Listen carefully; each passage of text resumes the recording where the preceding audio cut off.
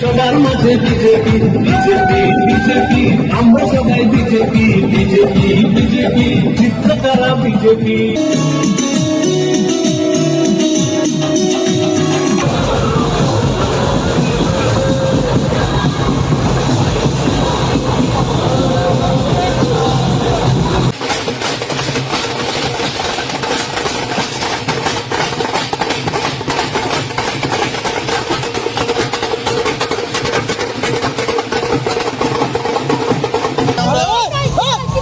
সিটে আমরা জয়ী হয়েছি, বুঝতেই পারছেন সমস্ত কার্যকর্তাদের মধ্যে কি উচ্ছ্বাস এবং ওরা সবাই আনন্দে মেতে উঠেছে।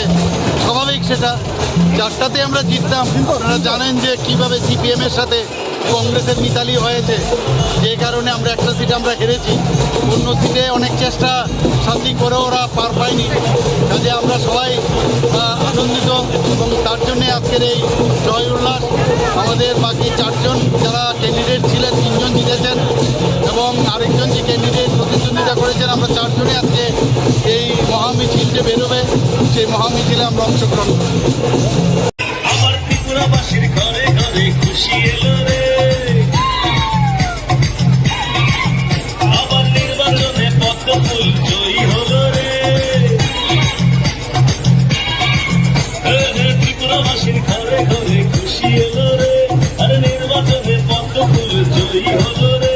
আরে মিথ্যাচারের রাজনীতি হেরে গেল রে। বিজয় মিছিল সবাই স্বতঃস্ফূর্তভাবে সামিল হয়েছে।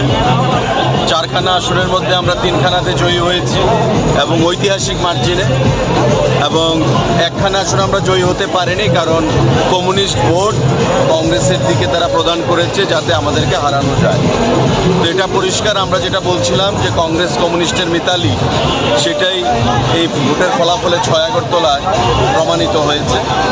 তাছাড়া বরদোয়ালি, যুবরাজনগর এবং সুরমাতে যে ঐতিহাসিক মার্জিন আমরা পেয়েছি, আমাদের বিশ্বাস এতে আমাদের আরও দায়িত্ব বৃদ্ধি পেয়েছে এবং আগামী দিনে 23-এর যে নির্বাচন, সে নির্বাচনে আমাদের জয় সময়ের অপেক্ষা। আমরা আরও দায়িত্ব সহকারে কাজ করব। আমাদের যে প্রতিশ্রুতিগুলো ছিল সেগুলো আরও যেগুলো বাকি রয়েছে সেগুলো পূরণ করে আমরা আগামী দিনে 23-এর নির্বাচনে জয়ী হব, এই রাজ্যে বিজেপিকে আরও শক্তিশালী করব।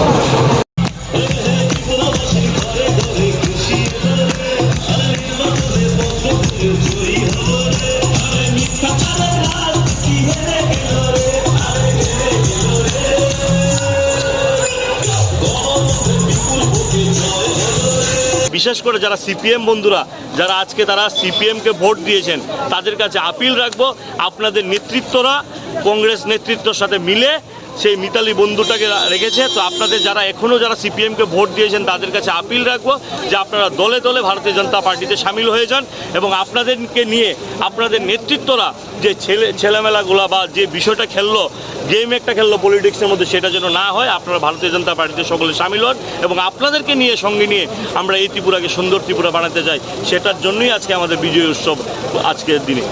গতকাল কংগ্রেস একটা সিট জেতার পর তাদের দাবি করছে যে 2023-এর জন্য তারা খাতা খুলেছেন মহাকরণে, আগামী দিনে সরকার খোলার পথ প্রশস্ত করবে। সেই বিষয়টা নিয়ে কী বলবেন?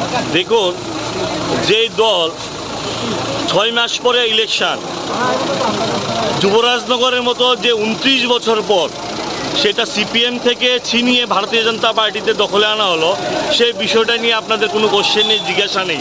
কিন্তু যেই দল একটা সিট পাওয়ার পরে সারা রাজ্যে যেভাবে সন্ত্রাসের শিকার হচ্ছে ভারতীয় জনতা পার্টির কার্যকর্তারা, আমার মনে হয় না আগামী দিনে তাদেরকে প্রত্যাখ্যান করবে মানুষ।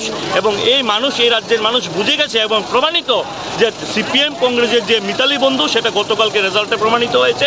তার জন্য আগামী দিনে যেই কটা নির্বাচন আসবে, যতটা নির্বাচন আসবে, দেখবেন দুইটা দলকেই এই রাজ্যের মানুষ প্রত্যাখ্যান করবে এবং ভারতীয় জনতা পার্টিকে বিপুল পরিমাণ ভোটে জয়যুক্ত করবে আমাদের প্রত্যেকটা ক্যান্ডিডেটকে।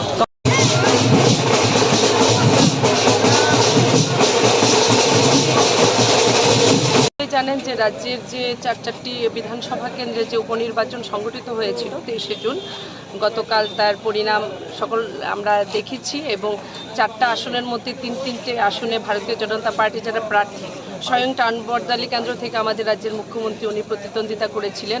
বিপুল ভোটে প্রচণ্ড বিজয় ভারতীয় জনতা পার্টির প্রত্যেক প্রার্থী আমরা পেয়েছি। আজ তারই উৎসব, বিজয় উৎসব পালিত হচ্ছে।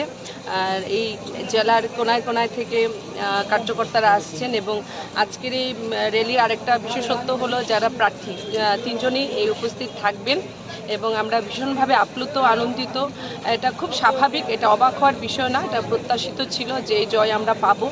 যেভাবে 2018 সালের পর থেকে ডেভেলপমেন্ট যেভাবে চলছে, ডেভেলপমেন্টের স্কেল এবং যেটা স্পিড আমরা দেখতে পাচ্ছি, সেটা আজ কেন, আমি তো বলবো যে যখন আমরা থাকবো না, আগামী কয়েক দশক, আগামী কয়েক শতক ভারতীয় জনতা পার্টির বিকল্প আর কোনো কিছু এই রাজ্যে দাঁড়াতে পারবে না, কোনো সরকারও আর প্রতিষ্ঠিত হবে না, যা কেন্দ্র বলুন বা রাজ্যে বলুন। তো আমি আজকে ত্রিপুরাবাসী, বিশেষ করে যারা ভোট দিয়েছেন গণদেবতারা, তাদের প্রত্যেকে চারটা বিধানসভা কেন্দ্রে যারা ভারতীয় জনতা পার্টির উপর এত আস্থা, এত ভরসা রেখেছেন, তাদের প্রত্যেককে আমি আন্তরিক হৃদয় থেকে তাদেরকে আমি ধন্যবাদ জানাচ্ছি।